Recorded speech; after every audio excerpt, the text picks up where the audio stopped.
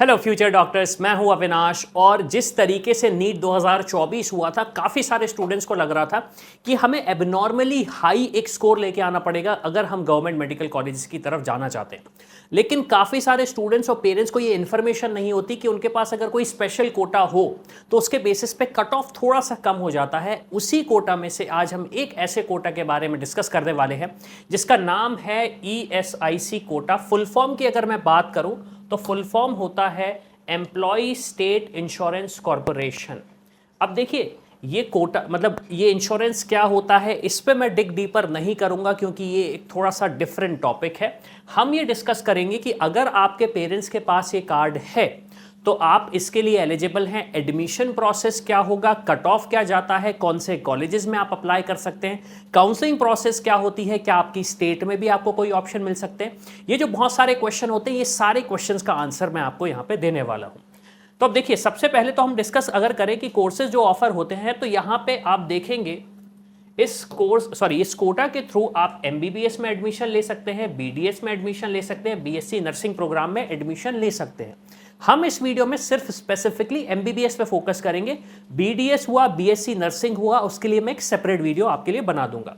अब देखिए, अगर हम सीट्स की बात करें, एक सबसे बड़ा कंफ्यूजन और क्वेश्चन स्टूडेंट्स को यही रहता है कि सीट्स कितनी है, क्या प्रोसेस है। तो आप देखेंगे यहाँ पे हमने वो सारा डेटा इंक्लूड कर दिया है। तो 2024-2025 में 466 ऐसी सीट्स थी जो उन स्टूडेंट्स के लिए थी जो ESIC कार्ड के होल्डर हैं और एलिजिबल हैं इस पर्टिकुलर कोटा के लिए।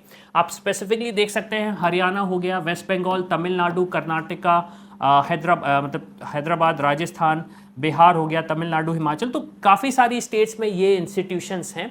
स्टेट लेवल पे भी कुछ इंस्टीट्यूशन है, जैसे कि अगर आप बात करेंगे पटना में, बिहार में, तो यहाँ पे आप बिहार स्टेट काउंसलिंग के थ्रू भी एडमिशन ले सकते हैं अगर आप बिहार के स्टूडेंट हैं। अदरवाइज आपको थ्रू इस काउंसलिंग में पार्टिसिपेट करना पड़ेगा। अब अगर मैं फी स्ट्रक्चर की बात करूं तो फी स्ट्रक्चर आप देखेंगे 24,000 का था 2024 में फी स्ट्रक्चर। तो इससे आप समझ सकते हैं कि जो एक तरीके से सपोर्ट चाहिए होता है हमें गवर्नमेंट की तरफ से, अगर हमारे पास ये कार्ड है तो हमारे पास ये फी स्ट्रक्चर में हम एडमिशन ले सकते हैं, जो कि काफ़ी अफोर्डेबल है, सब्सिडाइज्ड है। और इसमें ऐसा नहीं कि कोई भी ऐसा कॉलेज अलॉट हो गया जिसमें आपको कोई चीज़ सीखने नहीं मिलेगी। बहुत अच्छे इंस्टीट्यूशन होते हैं, क्योंकि देखिए अल्टीमेटली ये इंस्टीट्यूशन ऐसे इंस्टीट्यूशन होते हैं जो उस पर्टिकुलर कॉरपोरेशन से ही ऑपरेट हो रहे हैं।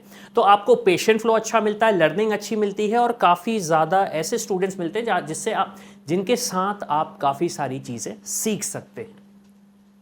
अब इसके बाद अगर मैं डिस्कस करूं, एक सबसे बड़ा कंफ्यूजन होता है कि कट ऑफ क्या सिचुएशन था ESIC कोटा का।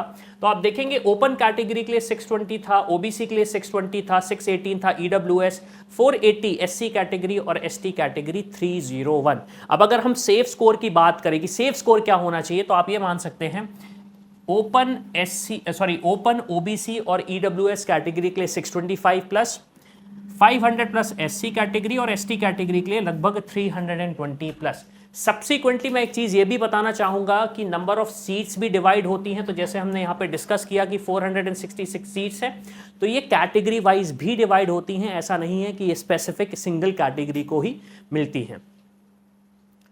इसके बाद अगर हम एडमिशन प्रोसेस की बात करें तो एडमिशन प्रोसेस तो काफ़ी अच्छे तरीके से यहाँ पे मेंशन किया गया है, हमने ऑफिशियल सोर्स से लिया हुआ है। लेकिन मैं आपको एक सिंपल तरीके से बता देता हूँ। अल्टीमेटली आपको करना ये होगा, आप नीट यूजी का एग्जामिनेशन देंगे। आपके पास नीट यूजी एग्जामिनेशन देने के बाद आप जाएंगे MCC की काउंसलिंग में। MCC की काउंसलिंग में आपको पार्टिसिपेट करना पड़ेगा।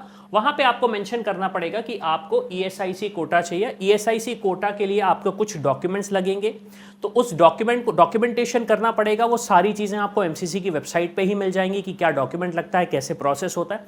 तो आप उसमें प्रोसेस करेंगे और फिर प्रोसेस करने के बाद जब आप काउंसलिंग में पार्टिसिपेट करेंगे तो चॉइस फिलिंग करेंगे। चॉइस फिलिंग में आपके पास वो कॉलेजेस आने चाहिए, ये इंस्टीट्यूशंस आने चाहिए, तब जाके आपको लगेगा कि हाँ आप ESIC के लिए एलिजिबल हैं। और उसके बाद चॉइस फिलिंग होती है, सीट अलॉटमेंट प्रोसेस होता है, सीट अलॉट हो जाती है तो आप इंस्टीट्यूशन जाके अपना एडमिशन ले सकते हैं। लेकिन वहाँ पे आपको बॉन्ड भी भरना पड़ेगा। तो आप देख रहे हैं लगभग 5 लाख का बॉन्ड सर्व करना पड़ता है किसी भी ऐसे स्टूडेंट को जो ESIC कोटा के थ्रू एडमिशन लेता है। और यहाँ पे मेंशन है कि 1 साल आपको करना पड़ेगा, अदरवाइज आपको वो बॉन्ड अमाउंट पे करना पड़ेगा, एक तरीके से पेनाल्टी की अगर मैं बात करूँ तो। उसके साथ साथ अब क्वेश्चन ये भी आता है कि डॉक्यूमेंट्स क्या क्या रिक्वायर्ड होते हैं जब आपको ESIC कोटा के लिए अप्लाई करना पड़ता है। तो ये सारी प्रोसेसेस यहाँ पे मेंशन है, आप इसे देख सकते हो। मैं कुछ चीज़ें आपको बताना चाहता हूं जो कि स्पेसिफिकली स्टूडेंट्स को नहीं पता होती। वो ये, अगर आपके पास ESIC कार्ड है तो आपको आपके लोकल ऑफिस में जाके उसका एक डॉक्यूमेंट बनवाना पड़ेगा जिसके बेसिस पे आप अप्लाई करोगे ड्यूरिंग काउंसलिंग। ऐसा नहीं है कि आपने बोल दिया मेरे पास ESIC कार्ड है और आपने कहा मुझे तो वो कोटा मिलना चाहिए। उसके लिए एक प्रॉपर डॉक्यूमेंटेशन होता है। दूसरी चीज़, यहाँ पे जो काउंसलिंग होगी वो MCC कराएगा, आपको किसी दूसरी स्टेट में नहीं जाना। कुछ ऐसे स्टेट्स होते हैं जहाँ पे ESIC के कॉलेज होते हैं और जिनकी काउंसलिंग स्टेट भी कराता है। तो अगर आप उस स्टेट को बिलोंग करते हो, जैसे कि बिहार एक ऑप्शन है, तो वहां पे जाके आप पार्टिसिपेट कर सकते हो। अदरवाइज आपको MCC काउंसलिंग के थ्रू ही पार्टिसिपेट करना पड़ेगा। तीसरी सबसे इंपॉर्टेंट चीज, यहां पे बॉन्ड होता है जिसकी वजह से स्टूडेंट्स को चैलेंज हो सकता है।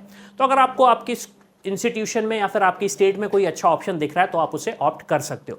अब सवाल ये आता है कि क्या मैं इस इंस्टीट्यूशन के लिए एलिजिबल हूं या नहीं हूं।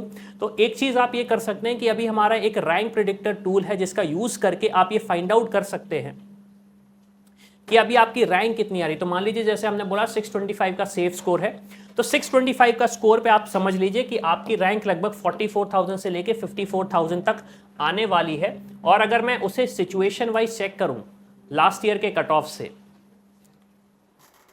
जो ESIC कोटा का कट ऑफ गया था, तो आप देख सकते हैं लगभग 54,000 में वो इंस्टीट्यूशन क्लोज हुआ था ओपन कैटेगरी के लिए। तो आप एक तरीके से सेफ स्कोर के सिचुएशन में हैं ही। अब इसके बाद प्रोसेस क्या होगा, सारा प्रोसेस MCC कराएगा।